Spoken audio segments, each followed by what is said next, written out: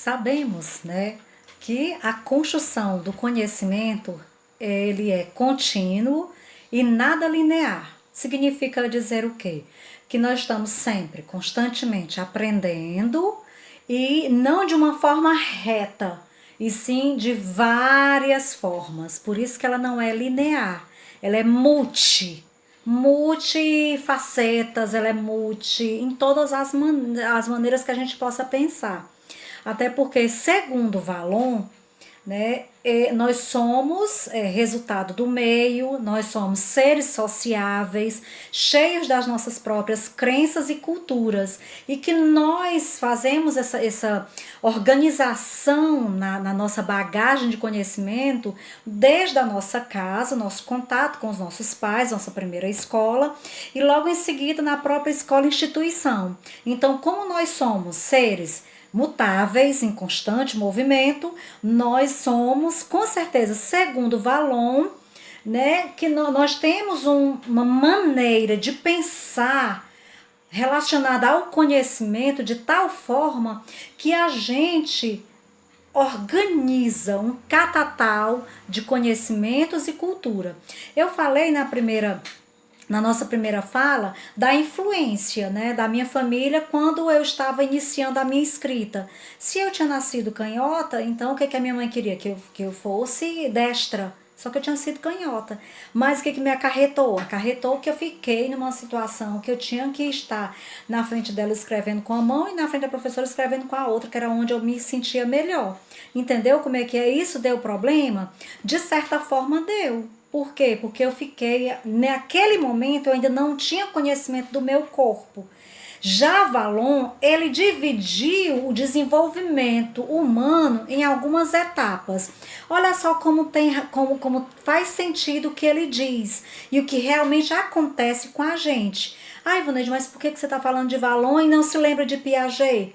Bem, Piaget, ele fez o estudo do desenvolvimento cognitivo humano e Valon, ele influenciou à luz de Piaget também a situação destas etapas do desenvolvimento humano dentro da questão das aprendizagens e da psicomotricidade.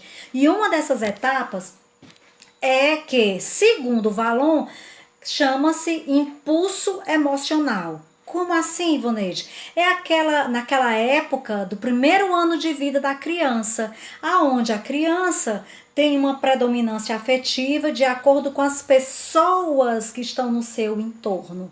Pai, mãe, irmãos. Então, ali há uma certa organização de conhecimento e de desenvolvimento. Segundo Valon, é como se fosse exatamente os primeiros é o início da aprendizagem social entre dar e receber comunicação afetiva. É aí onde a gente começa a construir os nossos laços sociais afetivos no primeiro ano de vida com o pai, a mãe e os familiares. Entenderam? A segunda etapa é exatamente no sensório motor e projetivo, que está entre, vamos dizer, até os 3 anos de vida.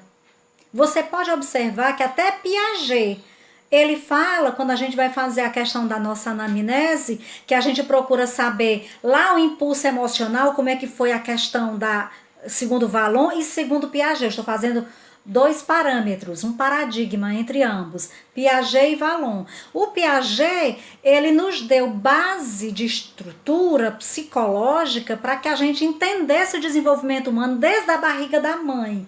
E o Valon é desde do primeiro ano de vida, não fala sobre a questão lá na barriga da mãe. E Piaget fala.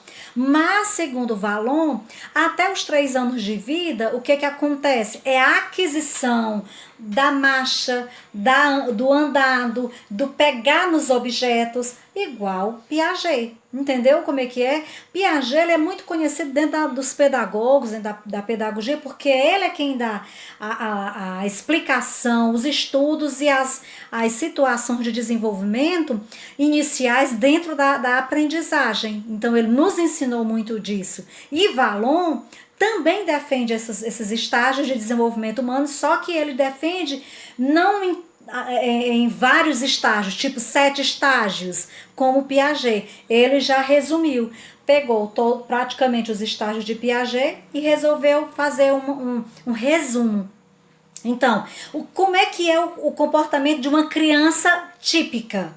Sem nenhum comprometimento. É que primeiro ano de vida ele vai andar, primeiros 3, 4 meses ele vai se comunicar visual, fazendo barulhinho, balbuciando coisas, imitando. Então, quando chega lá no sensório motor e projetivo, ele vai desenvolver tudo de acordo com o que ele vê. O que ele faz, ele está projetando o que ele vê.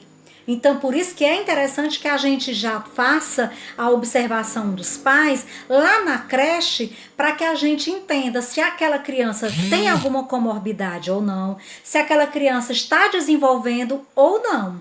Por isso que é interessante que a gente, fique de olho aberto. Entendeu como é que é? Outra situaçãozinha bem interessante que eu encontrei com o Valon, que é o terceiro estágio, que é o personalismo. Como assim, Voneide? A pessoa se desenvolve dentro de uma situação de crença de consciência.